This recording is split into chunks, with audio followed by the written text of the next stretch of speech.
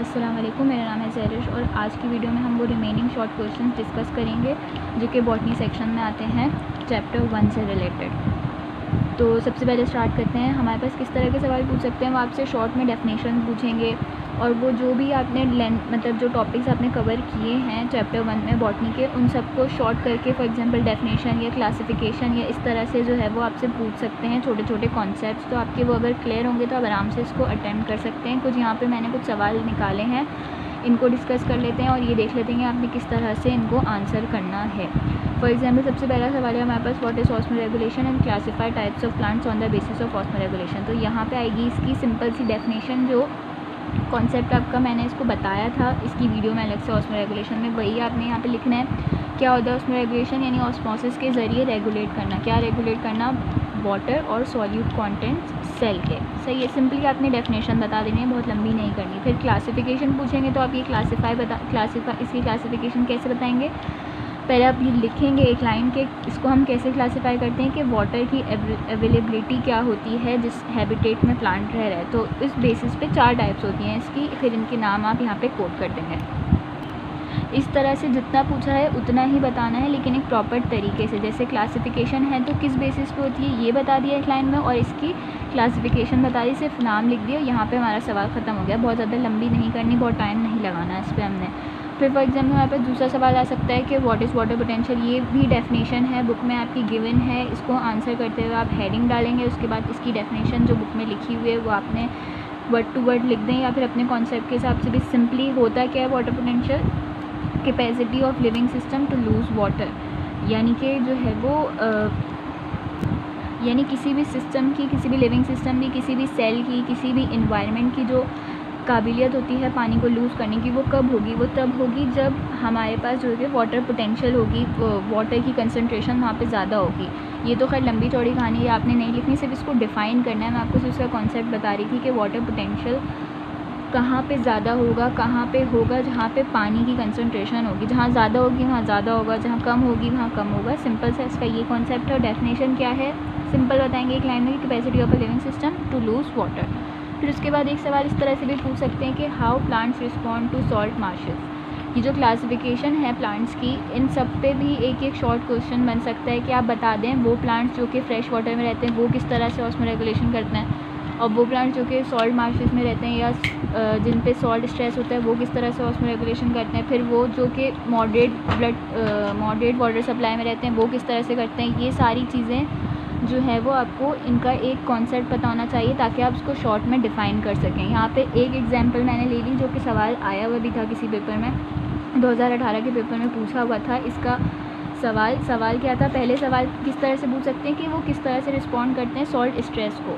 तो आप यहाँ पे पहले लिख के बताएंगे कि वो कौन से प्लांट्स होते हैं। आप बताएंगे वो हेलोफाइट्स होते हैं उनकी क्लासिफिकेशन में, जो कि सर्वाइव कर रहे होते हैं सॉल्ट स्ट्रेस में, या फिर ऐसी जगहों पे जहाँ पे सॉल्ट की कंसनट्रेशन ज़्यादा होती है, सॉल्ट मार्शेस में रहते हैं, उनको हेलोफाइट्स कहते हैं। अगर तो सवाल इस तरह से पूछते हैं डायरेक्टली कि हेलोफाइट्स किस तरह से कोप करते हैं, तो फिर आप डायरेक्टली जो है वो उसका रिस्पॉन्स बताएंगे। क्या होता है इसका रिस्पॉन्स?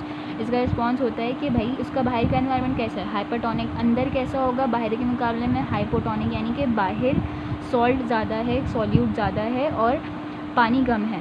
और अंदर किस तरह? अंदर बाहर के मुकाबले में पानी थोड़ा सा ज़्यादा है, तो यानी पानी लूज़ करने, मतलब ये ज़्यादा पानी लूज़ कर सकते हैं। तो ये क्या करेंगे? अपने पानी को कैसे बचाएंगे, या फिर इन्वायरमेंट से पानी कैसे लेंगे? सिंपली क्या करते हैं, आप डायरेक्ट बताएंगे कि ये एक्टिवली एब्जॉर्ब करते हैं सॉल्ट को अपने रूट सेल्स में।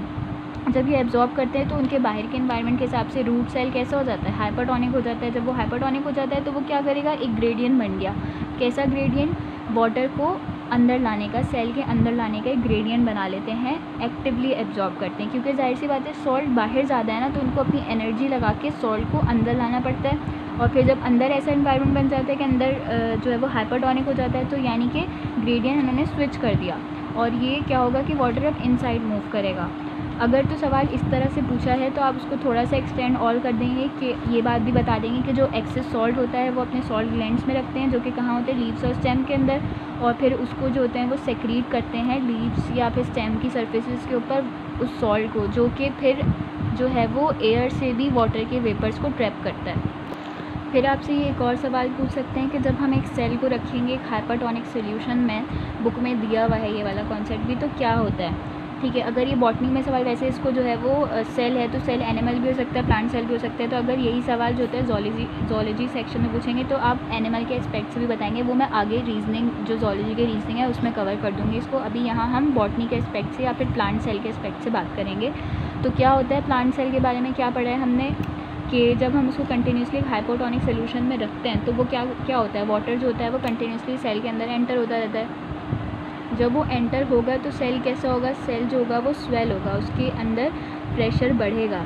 लेकिन क्या होता है कि कंटिन्यूसली अंदर पानी आने के बाद भी जो होता है सेल वो बर्स्ट नहीं होता। क्यों नहीं होता बर्स्ट, बल्कि होता क्या है कि सेल जो होता है वो स्वेल होता है और एक टाइम के बाद एक स्टेट में आ जाता है जिसको टर्जिड स्टेट कहते हैं। ये स्टेट कैसे डेवलप होती है, हो क्या रहा होता है कि जब वाटर एंटर कर रहा होता है तो इनकी जो सेल मेम्ब्रेन होती है, प्लाज्मा मेम्ब्रेन होती है, वो एक्सपेंड कर रही होती है, वो फूल रही होती है, ठीक है। लेकिन इनके पास क्या होता है, प्लांट सेल के पास एक एक्सटर्नल कवरिंग होती है या एक एक्सटर्नल मेम्ब्रेन होती है, एक और एक्स्ट्रा मेम्ब्रेन होती है जिसको सेल वॉल कहते हैं। सेल वॉल की प्रॉपर्टी होती है कि फिर जब प्लाज्मा मेम्ब्रेन जो होती है वो स्वेल करके जो है वो एक्सपेंड हो रही होती है, तो क्या होता है कि जब वो एक टाइम पे किसके साथ कांटेक्ट में आती है, सेल वॉल के साथ कांटेक्ट में आती है, और सेल वॉल फिर क्या करती है, उसके ऊपर लगाती है एक अपोजिंग फोर्स या एक टेंशन डेवलप करती है। उस टेंशन की वजह से जो है वो प्लांट सेल और मज़ीद स्वेल नहीं होता तो वो मज़ीद स्वेल होकर बर्स्ट नहीं होता। इस वजह से प्लांट सेल को अगर हम कंटिन्यूसली हाइपोटोनिक सोल्यूशन में रखेंगे तो वो बर्स्ट नहीं होगा। अगर इस तरह से भी सवाल पूछे तो आपको पता होना चाहिए क्यों नहीं होगा बर्स्ट, क्योंकि उसके पास सेल वॉल है जो कि एक टेंशन डेवलप कर लेता है और सेल को मज़ीद स्वेल नहीं होने देता, और वो ये जो स्टेट बना लेता है फिर स्वेल्ड स्टेट जो होती है, लेकिन बर्स्ट नहीं होती, वो स्टेट होती है टर्जिड स्टेट। किस वजह से होती है, सेल वॉल में टेंशन डेवलप हुई थी जिसने सेल को मज़ीद स्वेल होकर बर्स्ट नहीं होने दिया था। ये है इसका जवाब। यहाँ पे आके हमारे पास very short question answers botany से रिलेटेड जो होते हैं वो सारे कवर हो जाते हैं इस चैप्टर के। अगर आपके पास कोई और सवाल भी है तो आप कमेंट करके हमसे पूछ सकते हैं। कोई और कन्फ्यूजन हो, कोई कॉन्सेप्ट नहीं समझ आ रहा हो तो हमें कमेंट करके बताइएगा। वीडियो को लाइक करें, चैनल को सब्सक्राइब करें। Thank you.